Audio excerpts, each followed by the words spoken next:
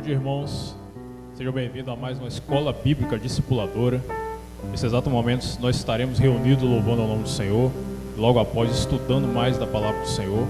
Eu tenho certeza que esse é um momento especial que Deus reservou para nós nessa manhã. Quero convidar você a louvar conosco um louvor bastante conhecido, que tem como título Porque Ele Vive. Vamos adorar o nome do Senhor.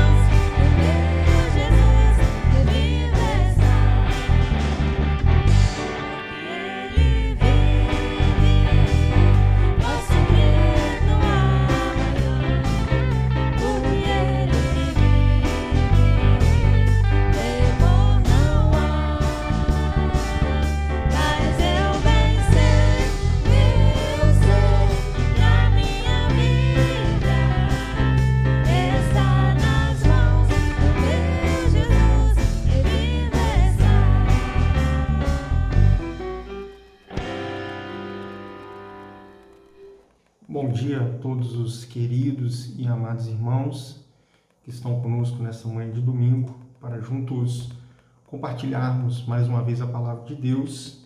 Nessa manhã estudaremos a lição de número 12 da escola da nossa EBD, Revista Palavra e Vida.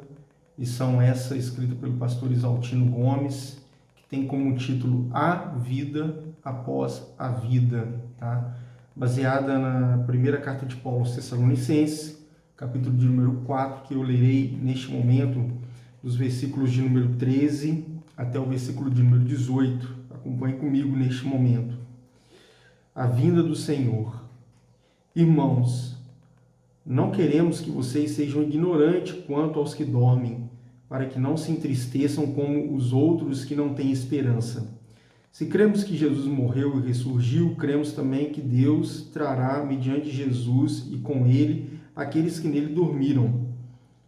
Dizemos a vocês pela palavra do Senhor que nós, os que estivermos vivos, os que ficarmos até a vinda do Senhor, certamente não precederemos os que dormem, pois dada a ordem, com a voz do arcanjo e o ressoar da trombeta de Deus, o próprio Senhor descerá dos céus e os mortos em Cristo ressuscitarão primeiro.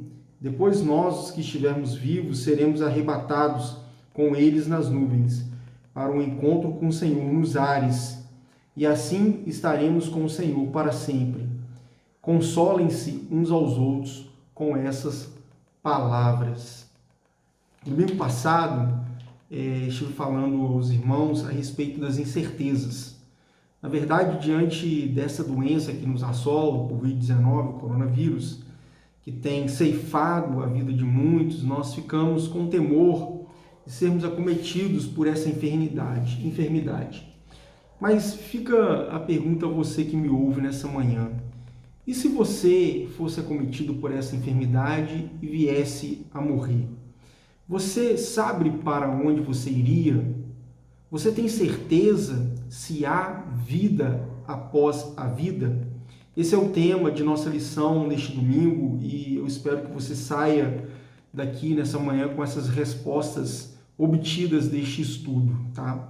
Afinal, a ressurreição dos mortos, ela sempre fez parte da pregação cristã. Ela é considerada uma doutrina rudimentar, ou seja, uma doutrina básica, elementar da nossa fé cristã. Quando nós abrimos nossas Bíblias em Hebreus, capítulo 6, o autor aos Hebreus, ele diz o seguinte no versículo 1 e versículo 2: portanto, deixemos os ensinos elementares a respeito de Cristo e avancemos para a maturidade, sem lançar novamente o fundamento do arrependimento de atos que conduzem à morte, da fé em Deus, da instrução a respeito do batismo, da imposição de mãos, da ressurreição dos mortos e do juízo eterno. Então aqui, o autor dos Hebreus ele vai colocar a doutrina da ressurreição dos mortos como um ensino elementar, básico, que nós precisamos saber, conhecer e dominar. Na verdade, a ressurreição dos mortos é a grande esperança cristã. Há vida após a vida e o Evangelho nos garante isso e oferece muito mais do que qualquer outra doutrina religiosa que tem aí por aí, tá? A reencarnação, quando fala-se de reencarnação, fala-se da volta do espírito com outro corpo, né? A pessoa morre, seu espírito então retorna em outro corpo. E a doutrina da reencarnação, que não é uma doutrina cristã, ela não tem suporte bíblico, tá? Não tem suporte bíblico. Muito pelo contrário, os espíritas têm outros livros que não a Bíblia para que dê o suporte para eles sobre a doutrina da reencarnação. Mas quando falamos em ressurreição, falamos da volta à vida do homem integral, tá? Aí quando falamos de ressurreição, falamos da ressurreição do corpo, mas a vida deste homem, ela volta de forma integral. Não se vê aqui a matéria como algo má, como o orientalismo, que é o berço da reencarnação, ensina, né?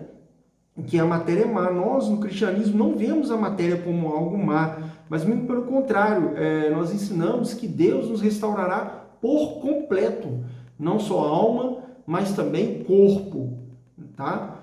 A obra de Jesus era completa e visa o homem completo, tá? Completo.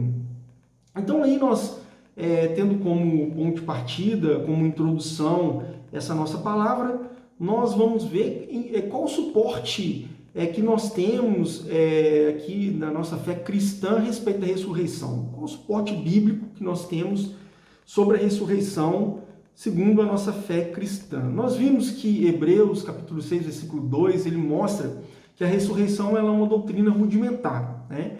A ressurreição aqui, quando falamos de uma ressurreição geral, ou seja, para todos, ela sucederá porque Cristo ressuscitou. Ela só acontecerá porque Cristo ressuscitou. Isso está fundamentado, se você abrir a sua Bíblia em Atos, capítulo de número 24, versículo de número 15, está registrado o seguinte: e tenho em Deus a mesma esperança desses homens, de que haverá ressurreição tanto de justos como os de injustos. Ou seja, a ressurreição de Cristo garante a ressurreição de todos, justos e os injustos. Olha o que nos diz o apóstolo Paulo em 1 Coríntios, capítulo de número 15, versículo de número 21. Visto que por meio de um só homem, visto que a morte veio por meio de um só homem, também a ressurreição dos mortos veio por meio de um só homem. Então, assim como a morte veio através de Adão, de um só homem, a ressurreição veio através do Senhor Jesus Cristo. A morte e a ressurreição do Senhor Jesus Cristo garante a nossa ressurreição. O Pai que ressuscitou o Senhor Jesus Cristo fará o mesmo conosco, aqueles que creem, os crentes em Senhor Jesus Cristo. 1 Coríntios 6, versículo 14, diz o seguinte: por seu poder, Deus ressuscitou o Senhor e também nos ressuscitará para nós os cristãos para uma vida eterna. E a nossa esperança, ela se baseia no fato de que Jesus ressuscitou. Porque ele ressuscitou, porque ele vive, nós também viveremos. A cruz de Jesus decretou a morte da morte. É o tema da nossa próxima lição, a lição de número 13, a última lição. Ela vai justamente debruçar sobre esse assunto, que a morte de Senhor, a cruz de Jesus, ela decretou a morte da morte. Olha o que nos diz o texto de Apocalipse, capítulo de número 20, versículo 14, sobre a morte da morte. Então a morte e o Hades foram lançados no lago de fogo. O lago de fogo é a segunda morte, ou seja, essa morte, ela é moribunda e um dia ela morrerá, ela cessará, ela não apenas morrerá, mas os seus efeitos cessarão, tá? Então a ressurreição do Senhor Jesus Cristo quebrou o poder da morte, Segundo o apóstolo Paulo, crer na ressurreição do Senhor Jesus Cristo é necessário para a nossa salvação, para a nossa vida eterna. O texto de Paulo aos Romanos, capítulo de número 10, versículo de número 9, nos diz que se você confessar com sua boca que Jesus é o Senhor e crer em seu coração que ele ressuscitou dentre os mortos, será salvo. É o que nos ensina o apóstolo Paulo. A fé que salva é a fé num Cristo crucificado e ressurreto, não um Cristo mestre, um modelo de ética, de conduta, de caráter, não, mas é a fé num Cristo que foi levado à cruz, posto na sepultura e que da sepultura saiu e hoje vive, e como ele vive, nós também viveremos. A ressurreição, meus irmãos, é interessante que o pastor Isaltino, ele coloca uma frase bem interessante aqui, que a ressurreição de Jesus é a pilastra da fé cristã, ou seja, a sustentação, é a base da fé cristã. Paulo, em 1 Coríntios, no capítulo de número 15, versículo de número 14 e versículo de número 17, vai nos dizer que se Jesus Cristo não ressuscitou, é inútil a nossa pregação, como também é inútil a fé de vocês, a fé que vocês têm, diz o versículo 14. E o versículo 17, o apóstolo Paulo diz o seguinte: se Cristo não ressuscitou, inútil é a fé que vocês têm e ainda estão em pecados. Ou seja, perde todo o sentido, perde toda a fundamentação, se não tivermos a ressurreição de Jesus Cristo como a pilastra da fé cristã. Para o apóstolo Paulo, não há como fugir disso, né? Cristo ressuscitou, nós ressuscitaremos. E Paulo aqui, ele não se preocupa em provar a ressurreição de Jesus Cristo, né? A evidência de Paulo está nas aparições desse Cristo ressuscitado. Olha o que nos diz Paulo ainda em 1 Coríntios, capítulo de número 15, no versículo de número 5 e versículo de número 6, que o Jesus Cristo, após ressuscitar, ele diz: e apareceu a Pedro e depois aos 12 discípulos. Versículo 6 diz: depois disso apareceu a mais 500 irmãos de uma vez só, a maioria dos quais ainda vive embora alguns já tenham adormecido. É como se o apóstolo Paulo estivesse dizendo, olha, você quer que te prove que o Senhor Jesus Cristo, olha, pergunta aí, ó. Ele apareceu para os 12 e apareceu para 500, pergunta para os 500 aí que eles vão dizer que de fato ele ressuscitou e que 500 pessoas viram ele naquele tempo, no registro aqui de 1 Coríntios, capítulo de número 15, versículo de número 5 e 6. Então Jesus, meus irmãos, ele não é um conceito, tá? Ele é uma pessoa, de fato, que viveu, que caminhou entre nós, que morreu, que ressuscitou, que foi levado aos céus e que voltará para julgar vivos e mortos. Voltará para julgar vivos e mortos. E como será essa ressurreição? A ressurreição geral, ela será como um toque da trombeta anunciando a volta de Cristo, tá? Diz o apóstolo Paulo em 1 Coríntios capítulo 15, versículo 52, que no momento, num abrir e fechar de olhos, ao som da última trombeta, porque a trombeta soará, os mortos ressuscitarão incorruptíveis e nós seremos transformados. Segundo o apóstolo Paulo, os mortos ressuscitarão primeiro e virão com eles ao encontro dos vivos naquele dia. Ele ainda, na sua primeira carta aos Tessalonicenses, capítulo 4, 15, versículo 15 a 17, que nós lemos há pouco, ele nos relata que o seguinte: dizemos a vocês, pela palavra do Senhor, que nós, os que estivermos vivos, os que ficamos até a vinda do Senhor, certamente não precederemos aos que dormem, pois dada a ordem, como a voz do arcanjo, o ressoar da trombeta de Deus, o próprio Senhor descerá dos céus e os mortos em Cristo ressuscitarão primeiro. E o versículo 17 ele diz, depois disso, os que estiverem vivos seremos arrebatados juntamente com ele nas nuvens para o encontro com o Senhor nos ares e assim estaremos com o Senhor para sempre. Aqueles que creram no Senhor Jesus Cristo. Como disse Jesus Cristo, os crentes nele ressuscitarão no último dia. O próprio Senhor Jesus Cristo registrou isso e o apóstolo, e lá o Evangelho de João, capítulo de número 6, versículo 40, registra, porque a vontade de meu Pai, diz o Senhor Jesus Cristo, ou seja, Deus determinou, é a vontade do Pai, que todo o que olhar para o Filho e nele crer, tenha a vida eterna. E então o que acontece? E eu ressuscitarei no último dia. A ressurreição de Jesus também coloca o mundo sob juízo, tá? O seu retorno em poder e glória trará galardão para os crentes, para nós, os que cremos, essa vida eterna, tá? Como nos diz 2 Coríntios 5,10, mas também trará juízos aos descrentes, aos incrédulos no Senhor Jesus Cristo. 2 Coríntios 5, versículo 10 diz o seguinte: pois todos nós devemos comparecer perante o tribunal de Cristo, para que cada um receba de acordo com as obras praticadas por meio do corpo, quer sejam boas, quer sejam maus. Naquele dia acontecerá o que o Senhor Jesus Cristo anunciou, o fim desta era.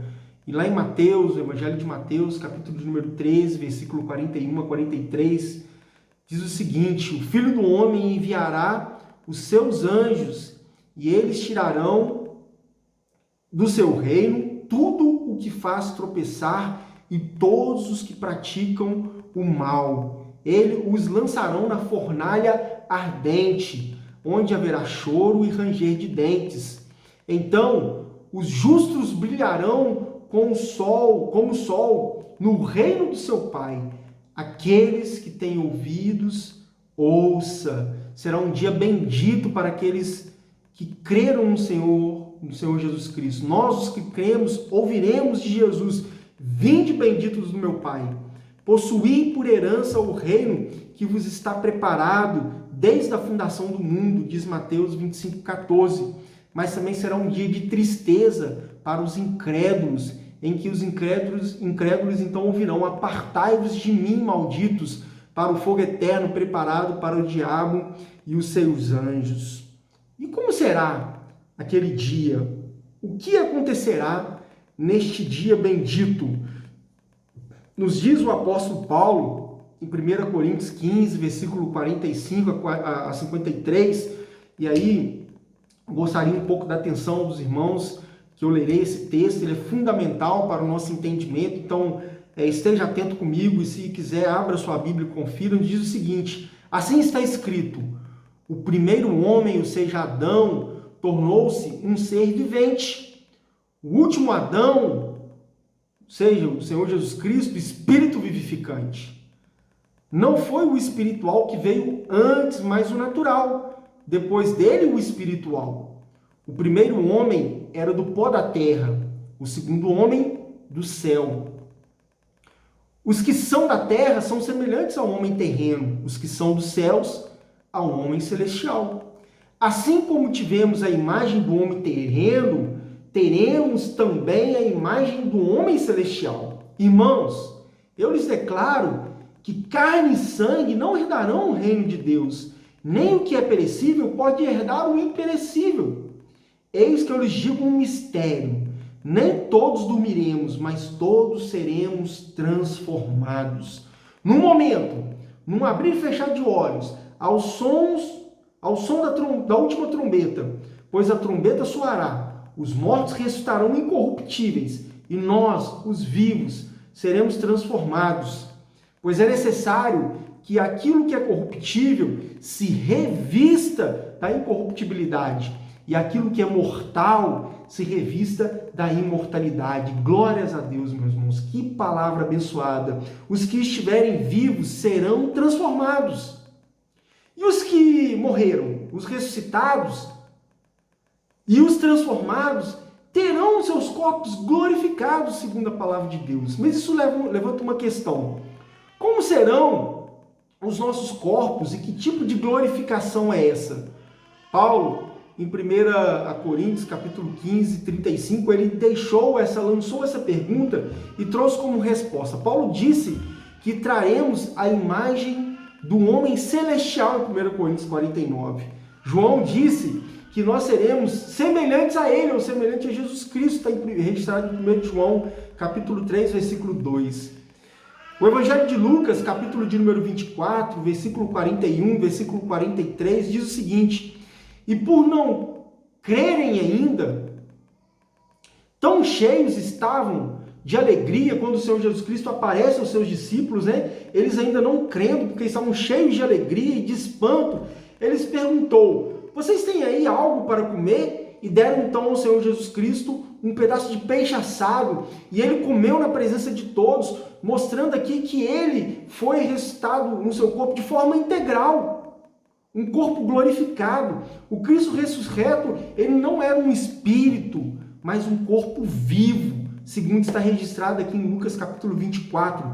Jesus falava, Jesus movia-se, Jesus se expressava a sua vontade, ele comia, ele bebia. A ressurreição do corpo, portanto, meus irmãos, é um corpo transformado, incorruptível. Nós não seremos uma energia cósmica, um pensamento puro ou almas desencarnadas. Não, nós seremos um corpo glorificado, imortal, corpos como os de anjos. Olha o que o Senhor Jesus Cristo disse, que foi registrado pelo evangelista Lucas, no capítulo de número 20, versículo 36. E não podemos mais morrer, pois são como anjos. São filhos de Deus, visto que são filhos da ressurreição, palavra do Senhor Jesus Cristo. Talvez, meus irmãos, haja muitas perguntas que nós não saberemos e não sabemos como responder. Mas de uma coisa, nós temos certeza: viveremos para sempre com o Senhor Jesus Cristo. Como está registrado em 1 Tessalonicenses 4, 17, que os que estiverem vivos seremos arrebatados juntamente com eles nas nuvens para o encontro com o Senhor nos ares, e assim estaremos para sempre com o Senhor. Por isso, façamos das nossas palavras a palavra de 1 Pedro, capítulo 1, versículo 3. Bendito seja Deus e Pai do nosso Senhor Jesus Cristo, que segundo a sua grande misericórdia nos regenerou para uma viva esperança pela ressurreição de Jesus dentre os mortos. Meus irmãos, é uma viva esperança. Não a esperança como a esperança que você tem no seu time de futebol, quando ele vai jogar no domingo e você está ali num pensamento positivo, olha, eu tenho a esperança que o meu time vai vencer, é uma esperança até furada, dependendo de alguns times, né? Vai perder mesmo, né? Vai perder mesmo. Mas não, essa esperança aqui é uma viva esperança, é uma certeza firme, certa, garantida de que nós estaremos com Cristo ressurreto, corpos glorificados como de anjos nos céus para sempre. Diante desta palavra, desta segunda vinda de Cristo, ela não é um motivo para nós de terror, mas de júbilo, de alegria, de consolo, de conforto, né?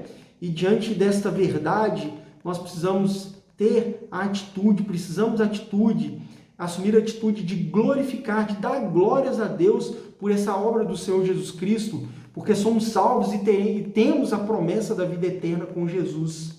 Precisamos nos consolar, como nos diz o texto de 1 Tessalonicenses 4:18. Devemos nos consolar com essa palavra, né? Devemos ter a firme certeza que essa viva esperança, ela nos console. E também devemos ter a atitude de evangelizar o mundo, porque são muitos que estão perdidos sem Cristo, perdidos eternamente sem Cristo e que carecem de serem levados ao Senhor Jesus Cristo. Que nós possamos então evangelizar o mundo, a começar por aqueles nossos queridos que estão próximos de nós, pois eles têm o direito de ouvir as boas novas de que Jesus Cristo salva. Que Deus assim nos abençoe, que Ele complete a sua palavra aos nossos corações, que Ele nos dê um domingo abençoado. Debruce sobre essa lição, estude mais, aprofunde mais, temos muito a aprender. Que Deus abençoe a sua vida. Ótimo domingo. Amém e amém.